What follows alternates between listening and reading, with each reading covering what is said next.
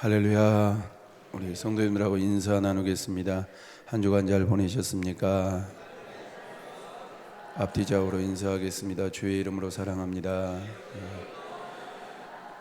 엘리사 선지자는 스승 엘리야 선지자처럼 이곳저곳을 다니면서 많은 사람들에게 하나님의 말씀을 가르쳤고 하나님의 뜻을 전하는 일을 하셨습니다.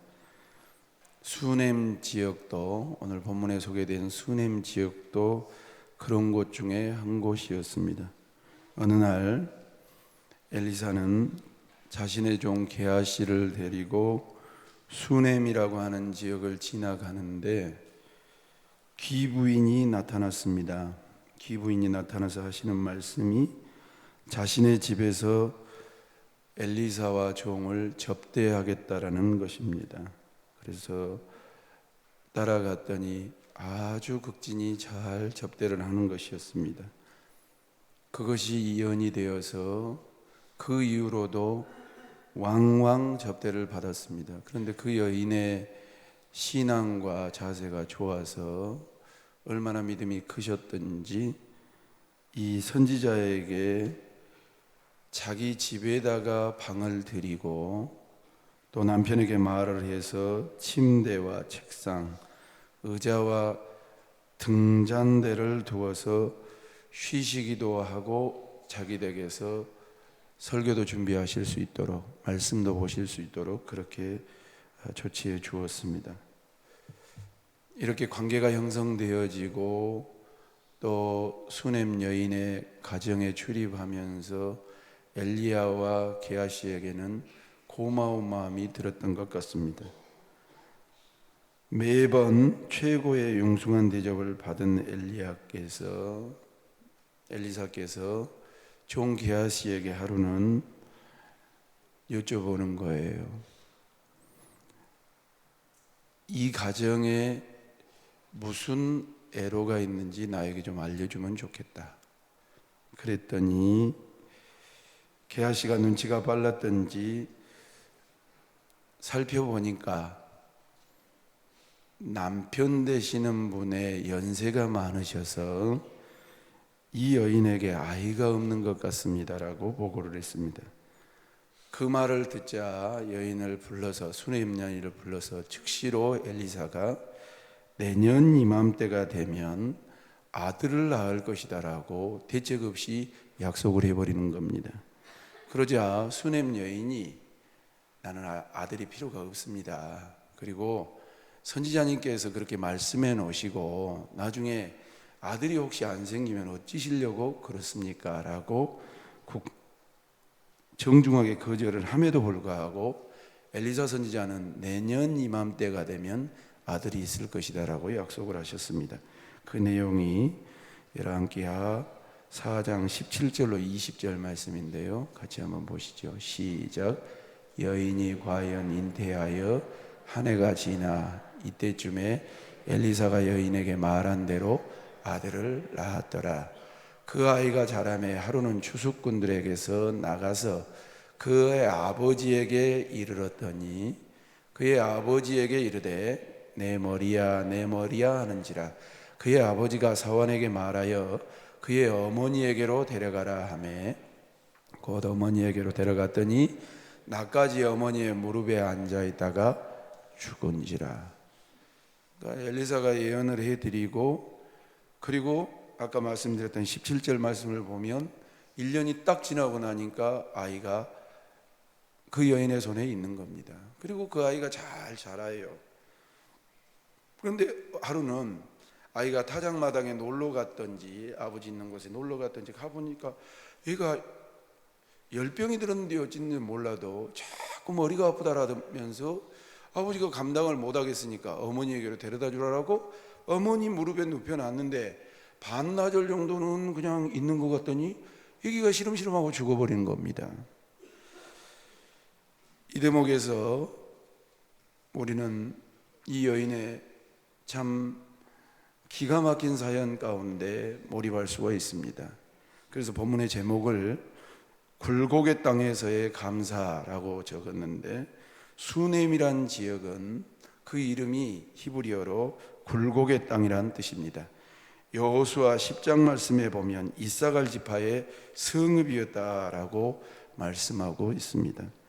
그렇다면 기쁨으로 얻은 자녀의 첫 번째 갑작스러운 죽음, 하나님의 응답으로 생각지 않게 기쁨으로 이렇게 자녀를 얻었는데 그 자녀가 한동안은 잘 자라더니 갑작스럽게 죽게 되었다 이 말입니다.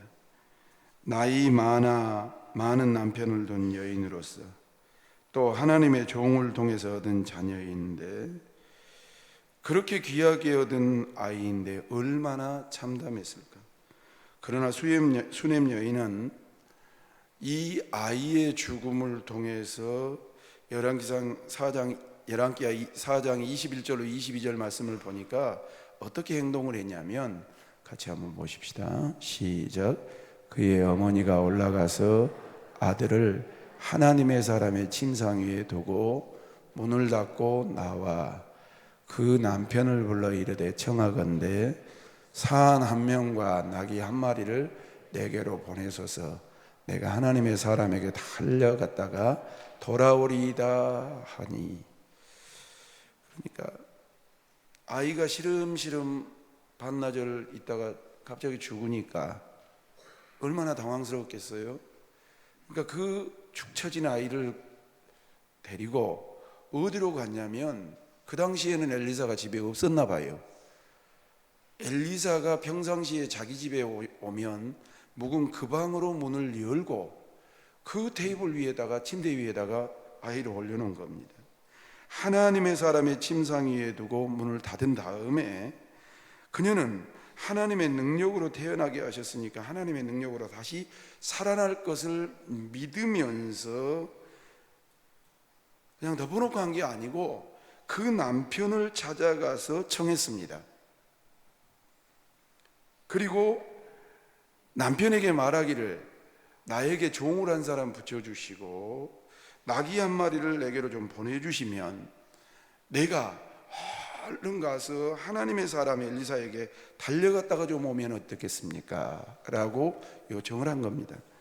저는 기도원에서 한 주간 동안 이 말씀을 묵상하면서 기적은 어떤 곳에서 일어나는가? 하나님의 역사는 어떤 곳에 일어나는가? 라는 생각을 가졌습니다.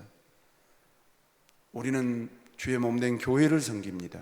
또 구속받은 하나님의 백성으로 모여서 신앙생활을 합니다. 따라합시다. 크게 합시다. 하나님의 역사는 믿음의 사람을 통해서 일어난다. 동의하시면 아멘 하십시다. 그냥 세상에서 때 묻을 대로 때 묻고 찌들 대로 찌들다가 멍하니 와서 겨우 내 신앙이나 먼지나 털고 가는 그 정도의 사람이 아니고 내 자식이 얻을 수 없는 상황 가운데서 하나님의 응답과 하나님의 종을 통해서 얻었던 그 자식이 시름시름 죽어감에도 불구하고 그의 삶 속에 철저하게 배어있는 신앙의 발로의 사람에게서 하나님의 역사는 일어난다. 죽은 자가 아무렇게나 일어나는 것이 아닙니다. 우리는 죽었다가 살 것을 기대합니다. 절망에서 소망을 원하고 또한 정말로 슬픔에서 기쁨을 원하고 또한 안 되는 것에서 되는 것을 원하지만 하나님은 오늘 본문 말씀을 통해서 어떤 사람을 통해서 일하냐면 철저하게 믿음의 사람을 통해서 일해 가신다라는 것을 우리는 볼 줄 알아야 됩니다. 엘리사가 그 가정에 찾아 들어간 것이 아닙니다. 기억하셔야 됩니다. 엘리사가 그 가정에 찾아 들어간 것이 아닙니다. 게하시가 우리 선생님 어디서 좀 드시고 주무실 데가 없습니까? 라고 그곳을 유숙하실 때를 찾는 것이 아닙니다. 이 수냄 여인께서 엘리사의 소문을 듣고 찾아오셔서 우리 집에 좀 유하시면 어떠겠냐고. 그리고 그 가정에 들어온 주의 종을 잘 선대했던 그 믿음이 있었고, 그리고 주의 종이 우리 가정에 계속 머무시면 좋겠다라는 하나님의 임재에 대한 동경이 있었으며, 그리고 하나님의 종이 말씀하실 때 혹시라도 누가 될까 봐서 그것을 밀쳤지만 하나님이 자녀를 주시는 대로 받았던 이 수냄 여인을 볼 줄 알아야 됩니다. 그런데 하나님이 주신 자녀가 어려워졌음에도 불구하고 그가 절차를 무시하지 아니하고 남편에게 정중하게 말해서 아이를 하나님의 사람의 침상에 눕혀놓고 문을 닫은 다음에 자기 남편에게 찾아가서 나귀와 사안을 한 명 붙여줘서 얼른 내가 하나님의 사람에게 좀 갈 수 있도록 허락을 받는 이 모습은 즉흥적인 모습이 아니라 이 수냄 여인에게 담겨져 있는 신앙의 지혜로움과 체질이었던 것을 우리는 아셔야 됩니다. 사랑하는 성도 여러분, 말씀을 준비하면서 로마서 말씀이 생각이 났습니다. 오직 의인은 무엇으로 말미암아? 믿음으로 말미암아 살리라. 옆 사람하고 인사하십시다. 우리는 믿음으로 사는 사람들입니다. 시작. 우리는 믿음으로 사는 사람들입니다. 이해하시면 아멘 하십시다. 사랑하는 성도 여러분, 저나 여러분들이 이 땅 위에서 나그네와 같은 생애를 삽니다. 그리고 한 살이라도 늙어가고 이제 영글어가는 그러한 모습으로 변해가고 있습니다. 그렇다면 육신은 점점 완숙해져 가고 성숙해져 가는데 우리의 내적 사람, 신앙의 사람은, 내면의 사람은 믿음으로 살고 있는지, 있는 믿음도 까먹고 살고 있는지를 우리는 살펴보아야 할 것입니다. 그런데 왜 그녀는 죽은 자기 자녀를 두고 장사 지낼 준비를 하지 않았을까? 분명히 죽었는데 하나님의 사람 엘리야에게 달려가 문제를 알려고 하는 마음이 그에게 더 크게 나타났을까? 그리고 그녀는 엘리사에게 다가가서 어떻게 했느냐면 제일 먼저 그의 마음에 속내를 쏟아 놓았습니다. 어떻게 쏟아 놓았습니까? 엘리사의 발에 무릎을 꿇었습니다. 그리고 이렇게 말했습니다. 28절로 30절 말씀을 보겠습니다. 다 같이요. 시작. 여인이 이르되 내가 내 주께 아들을 구하더이까 나를 속이지 말라고 내가 말하지 아니하더이까 하니 엘리사가 게하시에게 이르되 내 허리를 묶고 내 지팡이를 손에 들고 가라. 사람을 만나거든 인사하지 말며 사람이 내게 인사할지라도 대답하지 말고 내 지팡이를 그 아이의 얼굴에 놓으라 하는지라. 여호와께서 살아계심과 당신의 영혼이 살아계심을 두고 맹세하노니 내가 당신을 떠나지 아니하리이다. 엘리사가 이에 일어나 여인을 따라 가니라. 여러분 어떻게 행동했지요?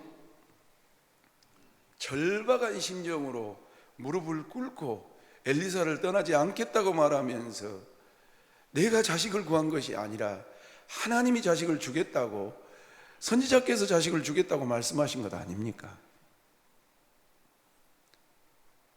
사안의 심각성을 알고 엘리사께서 게하시에게 허리춤을 메고 그리고 달려가는데 사람을 만나서 아는 척을 해도 아는 척하지 말고 말을 걸어도 말을 걸지 말고 집으로 먼저 달려가라고 그럽니다. 그리고 그 여인을 따라서 쫓아가는 것을 볼 수가 있습니다. 여러분, 이 말씀은 엘리사나 이 연인이나 할 것 없이 모두 참 난감하고 딱한 사정이 되었습니다. 그녀는 슬픔과 분노 속에서 몸부림치지 않고 엘리사를 붙잡고 예언했습니다. 이야, 이게 성경 안에 있는 스토리니까 그러지요? 과거의 스토리니까 그러지, 이게 만약에 목사님한테 이러면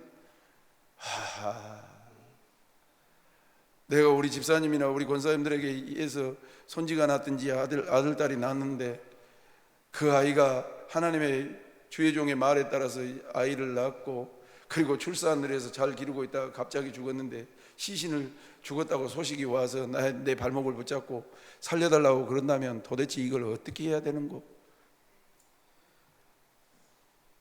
속을 비치면서 내가 주라고 그런 것도 아니고 하나님이 주셨지 않냐고, 목사님이 말씀하셨지 않냐고, 참 난감한 상황, 딱한 상황이 될 수밖에 없는 것입니다. 그녀는 슬픔과 분노 속에서 몸부림치지 않았습니다. 무엇 했습니까? 엘리사를 붙잡고 예언했습니다. 여러분, 저는 이 본문 묵상하면서 2019년도를 돌이켜 보았습니다. 우리의 삶 속에 수냄 여인과 같은 일은 없었는지, 기가 막힌 일들이 닥칠 때가 있지는 않았는지, 굴곡의 땅, 참으로 황망하고 당황스러운 일들을 겪게 되지는 않으셨는지, 그야말로 막막할 때, 말도 안 나올 때, 그럴 때 여러분들은 어떻게 하셨는지. 출발할 때는 은혜로 출발하고 말씀으로 출발하고 하나님께서 나에게 소망을 주실 것으로 믿고 출발을 했는데, 살다 보니까 기가 막힌 일이 나에게 닥쳐오고, 황망한 일이 나에게 닥쳐오고, 당황스러운 일이 닥쳐오고, 정말 빼도 박도 못한 일이 닥쳐와서 말도 안 나올 때 나는 어떻게 했고 여러분들은 어떻게 하고 살았는지 한번 생각해 보았습니다. 하도 얼척이 없어서 하염없이 눈물만 흘리진 않았는지, 아니면 사람을 원망하시지 않았는지, 아니면 하나님을 향해서 원망의 소리를 높이진 않았는지, 또 성격 좋다고 하는 나이기 때문에 운명론적이고 자포자기하는 심정으로 그냥 흘러가는 식으로 그렇게 인생을 살고는 있지는 않았는지, 아니면 수넴 여인처럼 믿음으로 하나님 앞에 문제를 내놓고 몸부림치면서 기도하고 사셨는지. 사랑하는 성도 여러분, 혹시라도 2019년에 실패하고 좌절하고 낙심하고 낭망한 일들이 있었다면 오늘 수넴 여인을 바라보고 하나님의 무릎 앞에 엎드려서 하나님 앞에 기도하는 우리 모두가 될 수 있기를 주님의 이름으로 축원합니다. 진정한 신앙은 위기를 만났을 때 드러나는 것입니다. 평안할 때, 아무리 일이 없을 때, 잘되고 영통할 때 누구라도 하나님 앞에 감사하고 잘 섬기는 것은 마땅한 일입니다. 잘 되니까요. 그러나 하나님의 말씀에 순종하지를 못하고 어려운데 절망한다는 것은 사람이 마땅한 것 같지만 그것은 믿음의 사람이 하는 것이 아니라는 말씀입니다. 하나님의 말씀에 순종하는 것처럼 여러분 힘든 것이 없지만 그 힘든 과정을 거치고 나면 보람 있는 것이 없습니다. 성도 여러분, 하나님을 향해서 원망하는 입술을 예수의 이름으로 주의 보혈로 씻어버리시기를 주님의 이름으로 축원합니다. 구속받은 하나님의 백성들 형제라고 그러고 동역자라고 그러고 우리는 한 몸이라고 그러고 한 가족이라고 하는 형제를 비방하고 주의 종을 비방했던 것을 주의 보혈로 씻어버리시기를 주님의 이름으로 축원합니다. 나는 성격이 좋다고 하면서 그냥 체념하고 있고 낙심하고 있는 그러한 운명론적인 신앙도 여러분 불신과 비슷합니다. 혹시라도 어떻게 되겠지, 인생 살다 보면 이런 일도 있겠지, 하나님의 존재에 대해서 의식하지 아니하고 그냥 멍 때리면서 다시 끊어져 버린 배와 같이 흘러가고 있는 인생으로 사셨다면 여러분 그것 또한 하나님 앞에서는 불경죄입니다. 하나님을 붙잡고 하나님의 무릎 앞에 엎드려서 기도하는 우리가 되시기를 주님의 이름으로 축원합니다. 귀하게 얻은 아들을 잃은 수넴 여인은 울기만 하지 않았습니다. 원망하지 않았습니다. 그저 하나님 앞에서 문제를 내어놓고 애원했습니다. 그런 태도가 풍랑을 만날 때 우리의 행동이 되어야 됩니다. 설교 후에 찬송하겠지만 찬송가 413장 말씀을 찬송을 보면 이런 가사가 나옵니다. 우리 한번 볼까요? 반주 한번 해줘 보실래요? 413장 1절만 하십시다.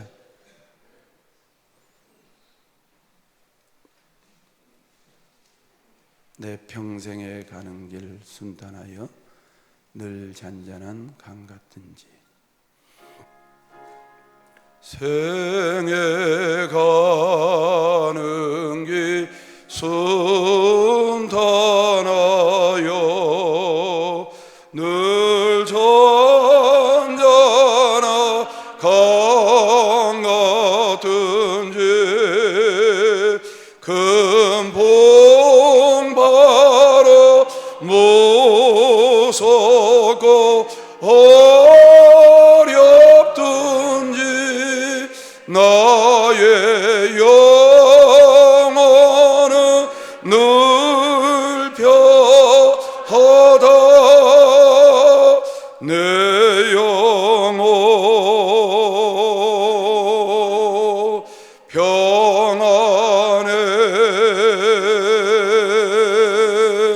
내 영혼 평안해. 할렐루야. 사랑하는 성도 여러분, 아까 말씀드렸던 것처럼 참담한 일을 만날 때가 있습니다. 당혹스러운 일을 만날 때가 있습니다. 사람 때문에 무서워질 때도 있습니다. 또한 막막하고 깝깝하여 어떻게 해야 될지 해답을 찾지 못할 때도 있습니다. 그럴 때 하염없이 울기 시작하면 내 인생에 심령이 죽어버립니다. 사람을 원망하면 자꾸 나는 그런 방법으로 신앙이 길들여져 버립니다. 하나님이 없는 것처럼 하나님을 원망하기 시작하면 미안한 말이지만 하나님께서 섭섭해 하십니다. 운명론적으로 그냥 다시 끊겨버린 배처럼 돛도 없고 닷도 없이 그냥 둥실둥실 떠내려가는 그러한 인생으로 산다면 우리 인생은 하나님 앞에 선택받은 그럴 만한 가치가 있는 인생이 되지 못하는 비참한 인생으로 전락하는 것입니다. 믿음의 사람은 어떻게 가야 됩니까? 하나님의 발을 붙잡고 엎드려서 하나님 앞에 도움을 구하는 우리 모두가 되어야 될 줄로 믿습니다. 주님이 주시는 평안함을 맛보는 사람들만이 주님 앞에 엎드릴 수가 있습니다. 왜? 과거에 내가 죽을 경험을 했을 때, 과거에 내가 실패했을 때, 과거에 내가 참담했을 때, 과거에 내가 실망했을 때, 과거에 내가 사람 때문에 뜨거움을 당했을 때 하나님이 나를 이렇게 도와주셨다라고 간증할 수 있는 것입니다. 수염 여인은 굴곡의 땅에서 남편은 늙은 남편이라고, 아이를 못 가진 여자이라고 수근수근하는 말을 듣고 살았지만 하나님의 응답을 받았으나 그게 도리어 더 큰 재앙이 된다 할지라도 슬픔에 눈물만 흘리지 아니하고 또한 하나님을 원망한 거라 절망의 한숨만 쉬지 아니하고 문제를 하나님 앞에 달려가서 주의 종에게 엎드려서 믿음을 보여주는 신앙을 우리에게 가르쳐주고 있습니다. 지금 이 자리에 예배드리는 여러분 중에 혹시라도 기가 막힌 웅덩이와 수렁이 빠져서 허우적거리는 성도님들이 계십니까? 성경은 말씀하십니다. 그래도 하나님을 의지해야 된다고. 다 문제들이 있습니다. 그런데 하나님을 붙잡지 않습니다. 집에서 기도한다고 그럽니다. 집에서 도대체 얼마나 기도가 됩니까? 내가 시간을 빼서 기도한다고 합니다. 물론 기도하시겠죠. 얼마나 시간을 빼서 기도하십니까? 지금 여기서 말하는 것은 절박한 기도를 말하고 있는 것입니다. 기도를 포기하지 말아야 됩니다. 요즘 우리나라 경제적인 체감 온도가 어느 때보다도 어렵다고 합니다. 출산이 적어서 인구의 절벽이라고 합니다. 그래서 주일학교도 비상사태라고 빨간 등불을 켜고 있습니다. 언젠가부터 갈등이 심화되어서 서로 간의 의견이 나뉘어지는 것들도 우리가 가지고 있는 숙제입니다. 그러나 이렇게 다 문제들을 크고 적게 안고 있는데 하나님 앞에 무릎 꿇고 기도하는 사람들이 적어지는 것이 큰 문제입니다. 지금이야말로 우리의 믿음을 드러내야 될 때입니다. 앉아서 울기만 한다고, 남 탓하고 하나님 탓하고 하면서 원망한다고 문제가 해결되지 않습니다. 극심한 고통 속에서 수냄 여인에게 평안을 주셨던 하나님께서 우리에게도 주님 앞에 무릎 꿇고 기도하며 눈물을 흘린다면 동일한 평안을 허락해 주실 줄로 믿습니다. 요한복음 14장 27절 말씀을 보니까 주님이 이렇게 말씀하십니다. 다 같이 읽겠습니다. 시작. 평안을 너희에게 끼치노니 곧 나의 평안을 너희에게 주노라. 내가 너희에게 주는 것은 세상이 주는 것과 같이 아니하니라. 너희는 마음에 근심하지도 말고 두려워하지도 말라. 내가 너희에게 주는 평안은 세상이 주는 것과 같이 아니하니라. 너희는 마음에 근심하지도 말고 두려워하지도 말라. 이 평안을 맛보기를 원한다면 어떻게 해야 되냐면 주님을 만나야 됩니다. 사랑하는 성도 여러분, 주님을 만나는 시간을 확보하시기를 예수님의 이름으로 축원합니다. 그러면 두 번째로 그 여인은 어떻게 확보했는가? 2번 읽으십시다. 시작. 땅에 엎드려 절했습니다. 열왕기하 4장 31절로 37절 말씀을 읽겠습니다. 조금 길지만 계속 읽겠습니다. 시작. 게하시가 그들보다 앞서가서 지팡이를 그 아이의 얼굴에 놓았으니 돌아와서 엘리사를 맞아 그에게 말하여 아이가 깨지 아니하였나이다 하니라. 엘리사가 집에 들어가 보니 아이가 죽었는데 자기의 침상에 눕혔는지라. 들어가서는 문을 닫으니 두 사람뿐이라. 엘리사가 여호와께 기도하고 아이 위에 올라 엎드려 자기 입을 그의 입에, 자기 눈을 그의 눈에, 자기 손을 그의 손에 대고 그의 몸에 엎드리니 아이의 살이 차차 따뜻하더라. 엘리사가 내려서 집 안에서 한 번 이리저리 다니고 다시 아이 위에 올라 엎드리니 아이가 7번 젖히기를 하고 눈을 뜨는지라. 엘리사가 게하시를 불러 저 수넴 여인을 불러오라 하니 그 부름에 여인이 들어가니 엘리사가 이르되 내 아이를 데리고 가라 하니라. 여인이 들어가서 엘리사의 발 앞에서 땅에 엎드려 절하고 아이를 안고 나아가니라. 할렐루야. 여러분, 얼마나 감사한 일입니까?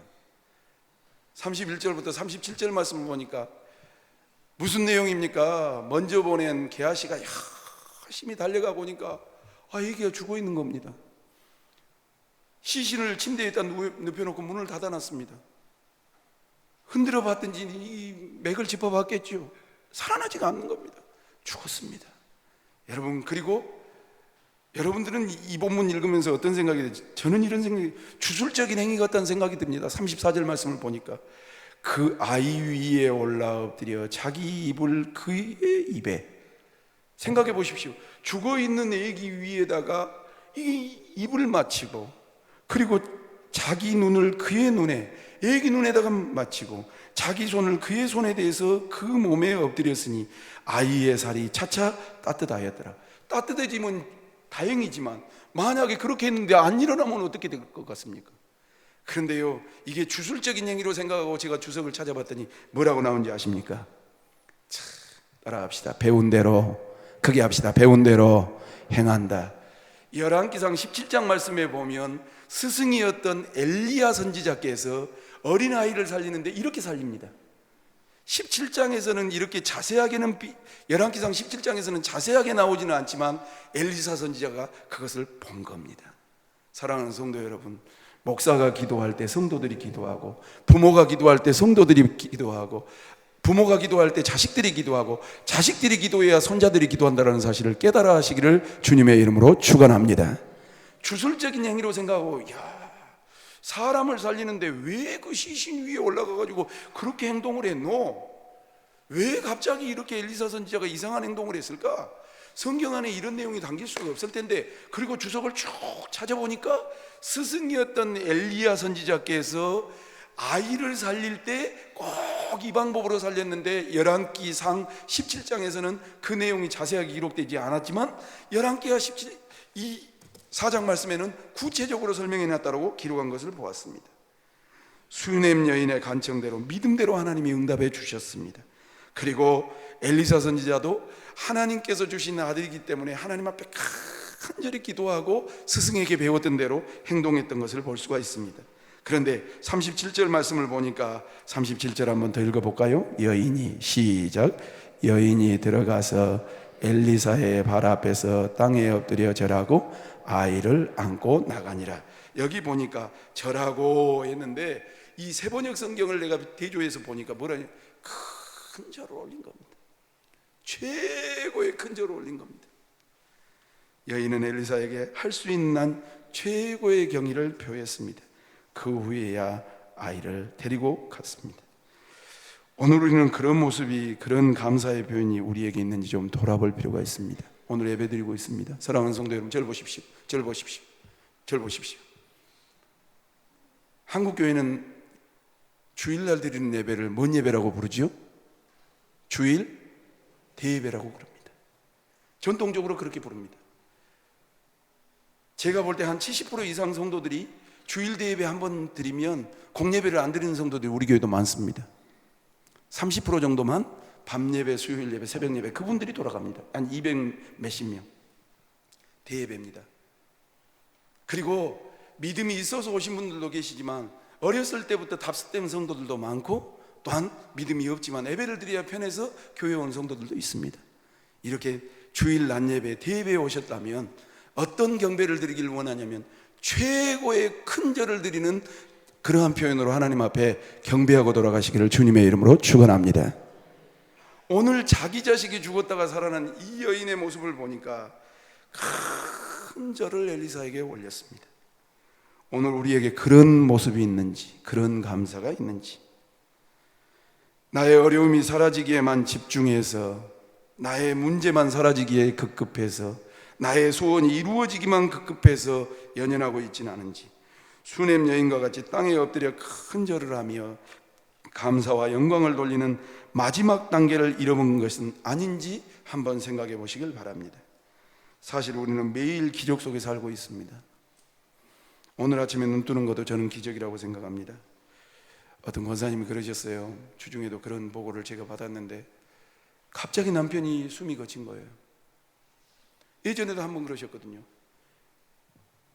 더 나이 드시면 여행 못 갈 것 같아서 여행 못 갈 것 같아요. 4일간의 여행 가셨어요. 외국 가신 거예요. 들어보세요. 더 나이 드시면 여행 못 갈 것 같으니까 시간 내서 자녀들이 용돈 줘가지고 외국에 도착하자마자 안 좋아지시는 거예요.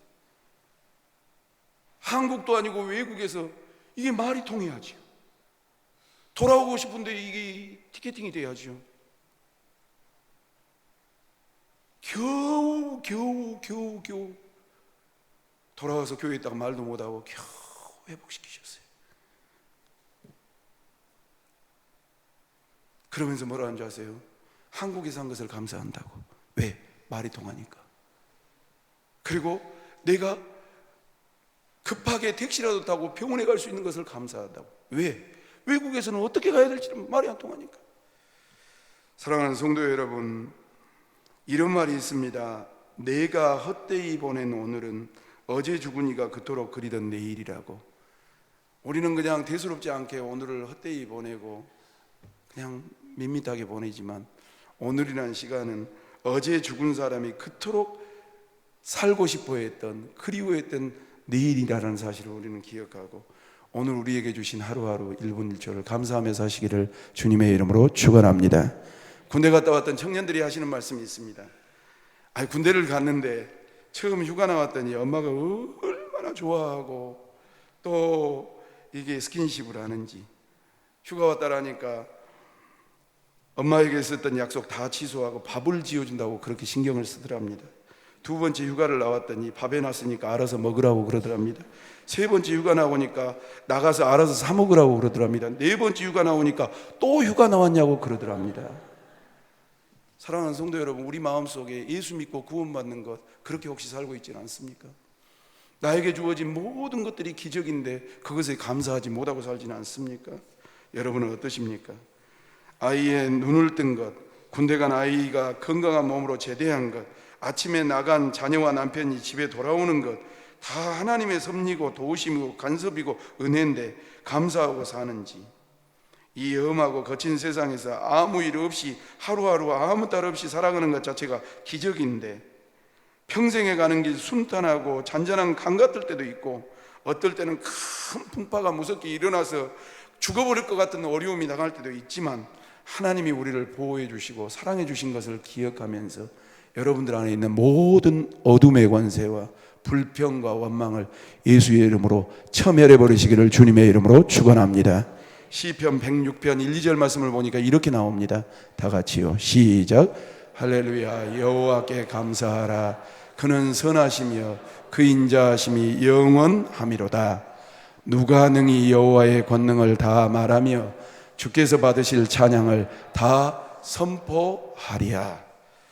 올 한해도 하나님이 저와 여러분들에게 행하신 기적, 베푸신 은혜를 생각하며 최고의 경외를 표하는 수넴 여인과 같은 마음을 소유하시고 주여 내가 더 주님을 크게 경외하는 사람 되게 하여 주시옵소서. 감사하고 사시기를 주님의 이름으로 축원하고 아무리 힘들고 어려웠어도 평안의 노래를 할 수 있는 삶, 그 삶 속에서 하나님 앞에 축복해 주실 것을 믿고 기절할 만한 가슴 철만할 만한 일을 살면서 한두 번 겪는다 할지라도 그럼에도 불구하고 나를 이끄셨던 그 하나님을 바라보면서 나는 주님을 사랑합니다, 주님을 신뢰합니다 고백하는 우리 모두가 될 수 있기를 주님의 이름으로 축원합니다. 기도하겠습니다. 하나님 아버지, 악하고 교활한 것들을 예수의 보혈로 씻어주시고 거듭나게 하사 하나님의 백성 삼아 주시며 일평생 동행해 주시고 말씀 주시고 성령 주셔서 하나님의 뜻대로 경배하고 살 수 있도록 일깨워 주시니 감사합니다. 하나님, 이 굴곡의 땅에서 사는 우리들, 수넴 여인과 같이 믿음으로 살게 하여 주옵시고 하나님께 엎드리게 하여 주옵시며 감사하고 최고의 경의를 표하는 우리 모두가 될 수 있도록 은혜 위에 은혜를 덧입혀 주시옵소서. 그렇게 역사해 주시기를 간절히 소망하옵고 예수님의 거룩하신 이름으로 기도 올리옵나이다. 아멘.